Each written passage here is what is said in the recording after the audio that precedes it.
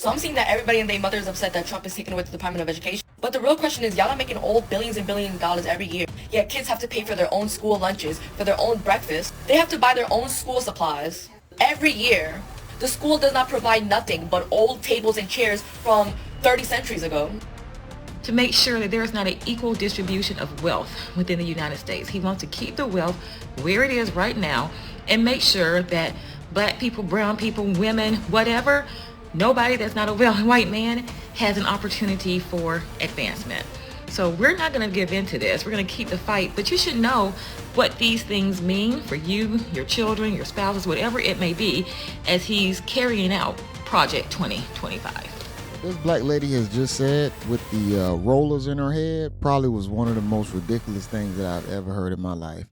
When this period of time is written about in the history books, I feel like Elon Musk and his Doge douchebags are going to be remembered as the equivalent of the brown shirts or the stormtroopers in World War II. There are so many comparisons at this point. Terrifying.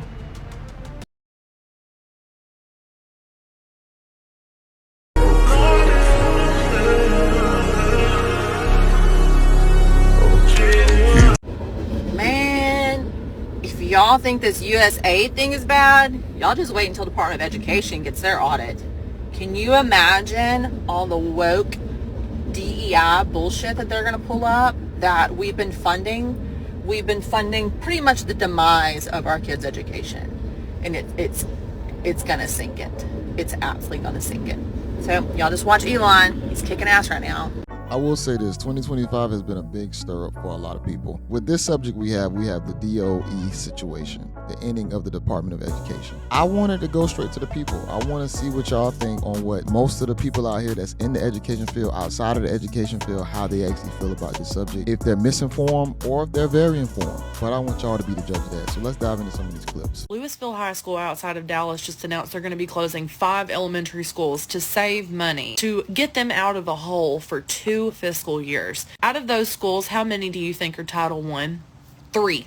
I need every Trump supporter that lives in a school district that is Title I or has a child that goes to a Title I school to listen very carefully. Donald Trump is not going to save your school. Donald Trump is going to strip funding from your school to the point where they can't operate anymore.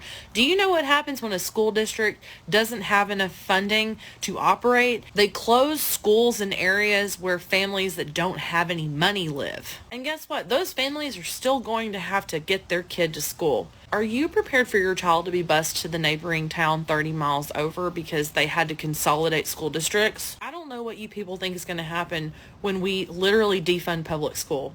Do you think things get better when you spend less money on them? In what aspect of life and reality is that ever the case? Y'all have somehow let these chodes on Capitol Hill convince you that the way to solve our problems in public school is to defund public school. No one in the Republican Party is coming to save your Title I school. Those public schools in the part of town where all the millionaires live, those aren't going to be touched. It's going to be your kid's school. I predict that with the downfall of the Department of Education, you're going to be seeing stories like this happening over and over and over again, and confused, saddened Republican parents going, why are they doing this to my baby? I don't understand. We've been sending our kids to this elementary school for the last 15 years. Because they don't give a damn about you. That's why. Let's get a little opposition to that. So I'm seeing that everybody and their mother is upset that Trump is taking away the Department of Education. But the real question is, y'all are making all billions and billions of dollars every year. Yet kids have to pay for their own school lunches, for their own breakfast. They have to buy their own school supplies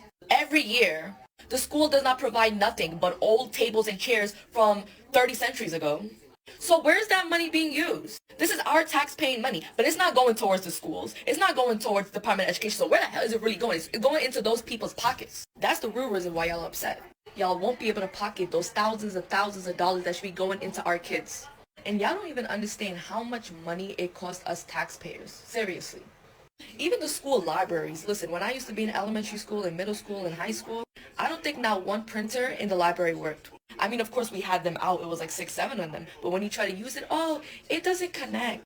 Honey, it's been 3 years and still the printer don't work. That's sad.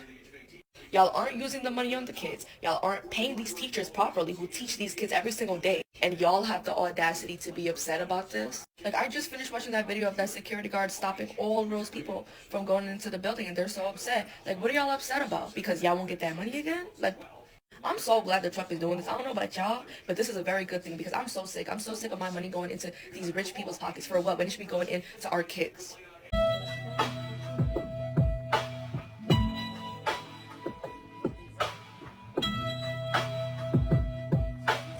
What I have noticed is that when the school year starts and when me and my wife have to see that school list of supplies, it gets more and more ridiculous. And it basically wants you to pay for damn near the whole school supplies throughout the whole year. You buying extra everything. So all the students can be supplied. So where is the funding when it comes down to like the school supplies? And why do teachers not have funding for certain situations and trips and so on and so forth? So I do believe that there is a problem going on behind the scenes that nobody wants to really address. But let's continue with some of these clips. But what is so concerning about the new Trump administration is the fact that he wants to get rid of the Department of Education from our government. With the privatization of education, we see that people without resources will continue to stagnate.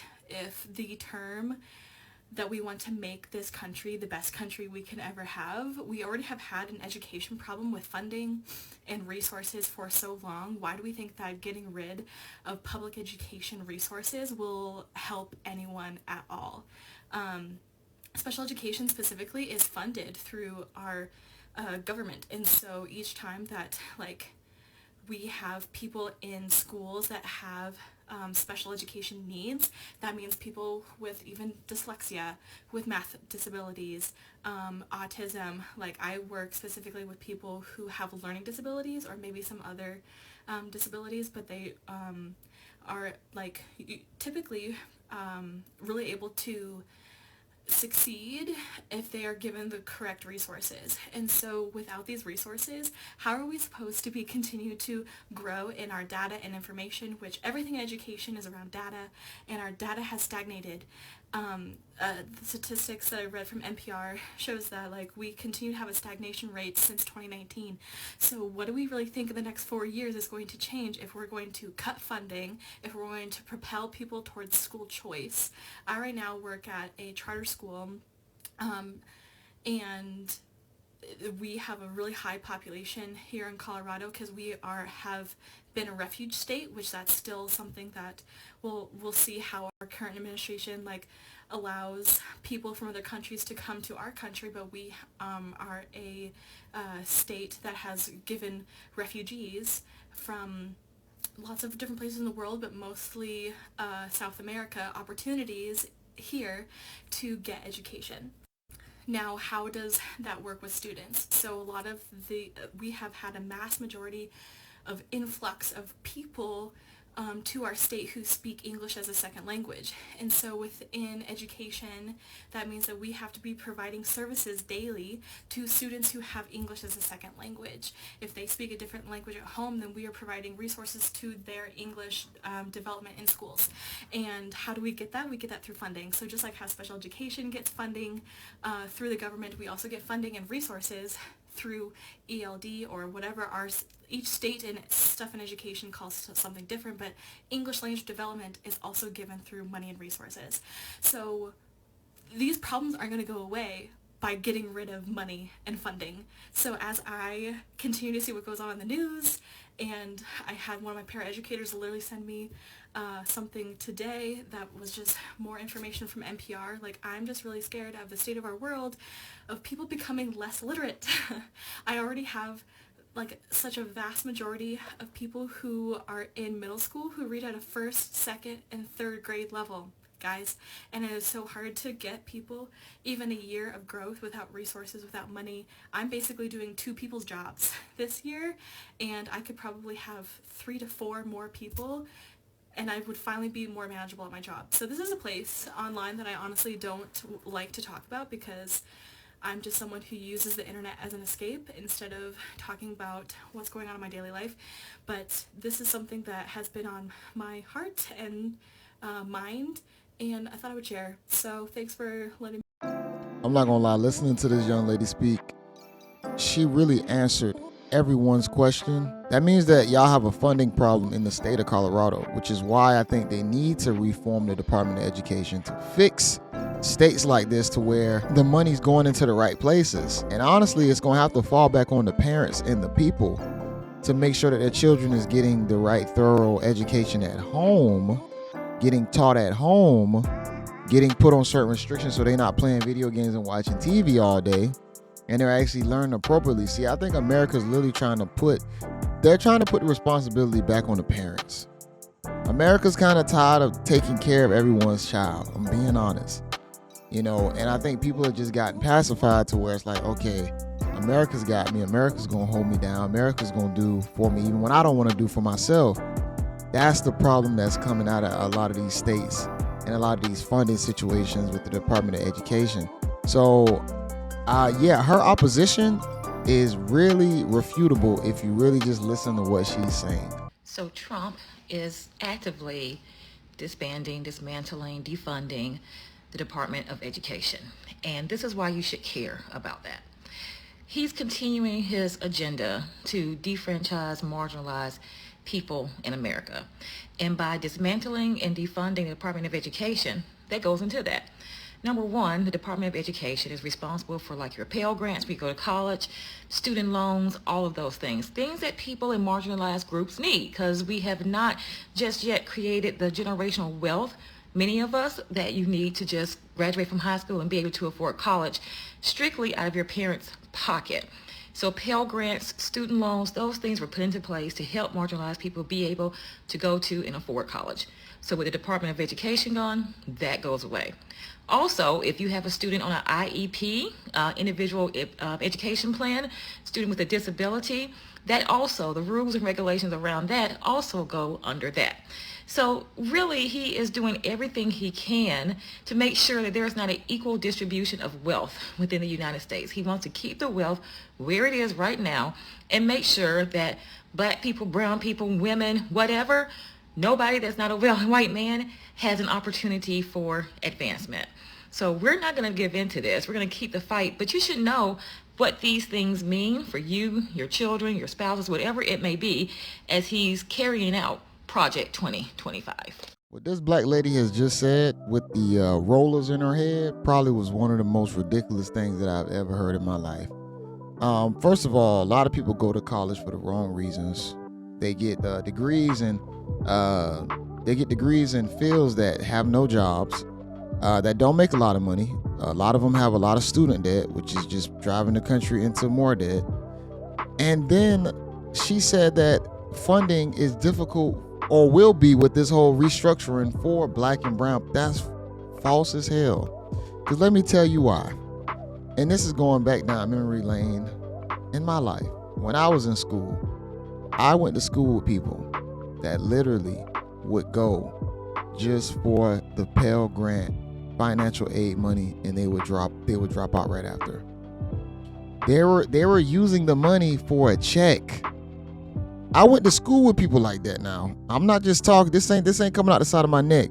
I went to school with people that would literally go for a semester, dip off, take the money. Oh, yep, got that refund check. They literally were going, that's what they called them, refund checks, because you would get the difference from what it paid for your schooling. People was using that to live off of.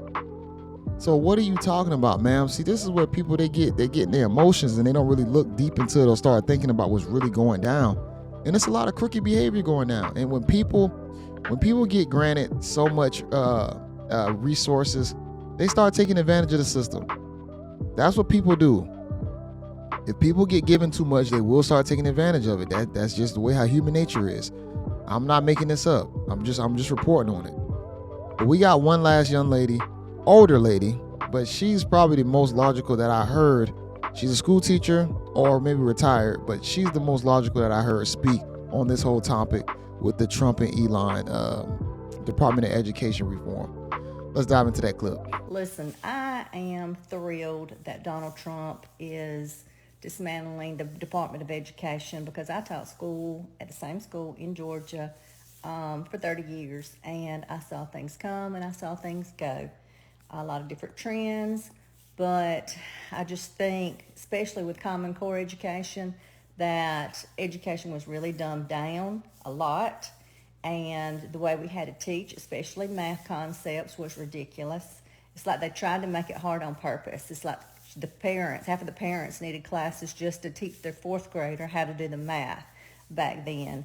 And I've been out of it for 3 or 4 years, and I'm sure I don't know that it's gotten any better, but I'm glad that the states will be in charge of what's going on, and the principals and the Board of Education and the teachers and the parents can help decide what they need their children to learn. Because when you have teenagers that don't know how many months are in the year, or it takes 3 minutes to figure out how many dimes are in a dollar, we have a problem. We seriously have a problem. And I mean, common sense is gone out the window. I know things are different, and they're all iPad kids and all that, and their attention spans are like that of a gnat. But anyway, all that being said, I still think it's a good idea to get rid of the Department of Education and let the states back in control. And also along that line, I believe in the discipline. As a fourth grade teacher, I mean, we had no way of, we spent 50% of our time or more getting on to children and not teaching. And that's the whole point of public education, is to go and be able to learn. So hopefully, with that being back, in the state's hands, maybe that can get better too. And it's the people that either their child would never have to be disciplined in a million years. They wouldn't want their child disciplined. I get that. But it's the kids that are terrible, the little troublemakers. Their parents don't want them disciplined. I have a grandson that's 3. I'm like, if he needs it, get him, because he'll get it at home too. So hopefully we can get things straightened out in this country. Have a great day.